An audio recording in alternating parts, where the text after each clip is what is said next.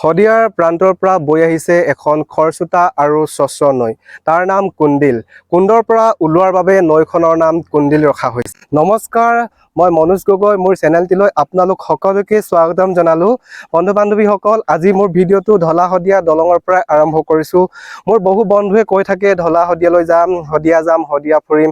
আচলতে বহু লগক কেতিয়াবা আনিব পৰা সময়বোৰ নিমিলে। সেই গতিকে লৈ আজি মোৰ লগৰবিলাকক দেখুৱাই দিছোঁ আমাৰ শদিয়াখন কেনেকুৱা। ঢলা শদিয়া দলঙৰ পৰা আৰম্ভ কৰিছোঁ ভিডিঅ'টো। একেবাৰে মোৰ ঘৰলৈকে দেখাই যাম আৰু শদিয়াৰ কিছু দৃশ্য দেখুৱাই যাম। চাই থাকিব আপোনালোকে ভিডিঅ'টো শেষলৈকে স্কিপ নকৰাকে।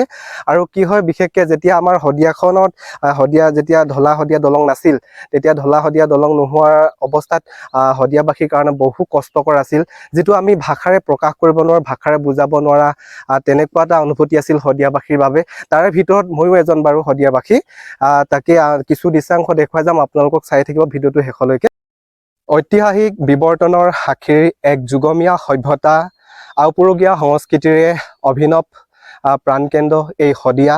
আহকচোন বন্ধু বান্ধৱীসকল, আজি শদিয়ালৈ লৈ যাওঁ আপোনালোকক। শদিয়াৰ কিছু দৃশ্য আপোনালোকক দেখুৱাই যাওঁ।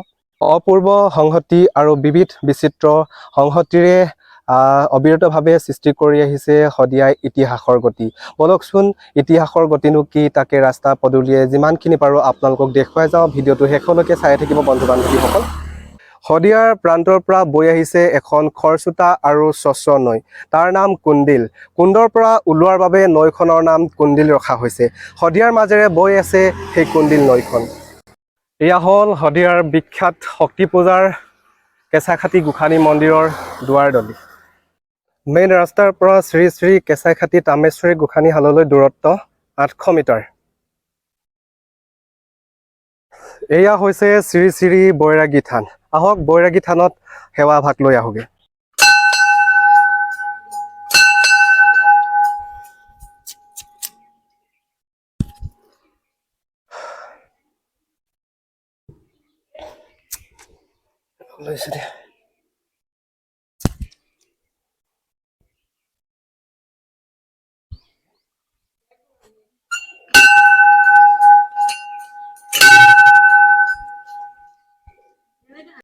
বাইকখন লৈ পুনৰ ৰাওনা হৈছোঁ ঘৰ ফালে। এবাৰ বলক গৈ থাকোঁ। এয়া হ'ল আপোনাৰ শদিয়া ইছলামপুৰ। ইয়াৰ পৰাই ৰাস্তাটো বিভাজন হৈছে, দুভাগ হৈছে মোৰ ঘৰলৈ যোৱা। ইয়াৰ পৰা প্ৰায় 5 কিলোমিটাৰ মোৰ ঘৰলৈ। বলক তেনেহ'লে আমাৰ গাঁওখন দেখুৱাম আপোনালোকক। যিসকল বন্ধুৱে মোৰ ঘৰলৈ আহিবলৈ খুব ইচ্ছুক আছে, সেইসকল বন্ধুক আজি মোৰ এই আপোন গাঁওখন দেখুৱাই দিলোঁ। ঢলা শদিয়া দলঙৰ পৰা আৰম্ভ কৰিছিলোঁ ভিডিঅ'টো।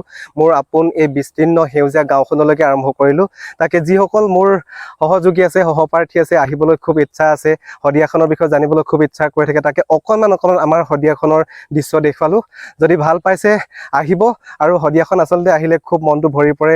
চাৰিওফালে পথাৰ, সেউজীয়া, চাৰিওফালে বিস্তীৰ্ণ সেউজীয়াৰে ভৰপূৰ হৈ থকা এই ঠাইখন।